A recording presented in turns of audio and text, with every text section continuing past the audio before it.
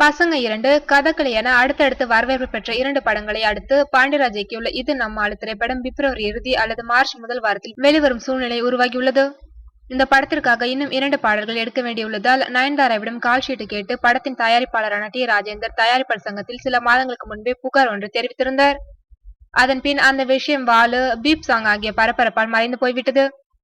இந்நிலையில் சமீபத்தில் பத்திரிகையாளர்களை சந்தித்த பாண்டியராஜிடம் நயன்தாரா அந்த பாடல்களில் நடித்துக் கொடுப்பார் என்று கேட்கப்பட்ட போது நயன்தாரா வந்து நடித்துக் கொடுப்பார் என்ற நம்பிக்கை இருக்கின்றது. நியாயமாக நாங்கள் தான் அவருடைய தேதிகளை வீணாக்கி விட்டோம். அதன் பிறகு அவர் மிகவும் பிஸியாகிவிட்டார். அதனால் அவருடைய கால் ஷீட்டை மீண்டும் பெறுவதில் சிக்கல் ஏற்பட்டுள்ளது. மீண்டும் கால் ஷீட் கொடுத்தால் அதனை வீணாக்காமல் அந்த பாடல்களை எடுத்து முடித்து விடுவோம். அப்படியே அந்த பாடல்கள் இல்லை என்றாலும் பரவாயில்லை. ஏற்கனவே படத்தில் 4 பாடல்கள் உள்ளன. அது கூட போதும். விரைவில் அது பற்றி முடிவெடுப்போம் என்று தெரிவித்தார். இது நம்மாளு படம் வெளிவரும் வரை தன்னை பற்றி எழுதாமல் இருந்தால் நன்றாக இருக்கும் என்ற வேண்டுகோளையும் பாண்டியராஜ் வைத்துள்ளார். சும்மா நடிக்கின்ற படமாயிற்றே, எப்படி எழுதாமல் இருப்பார்கள்?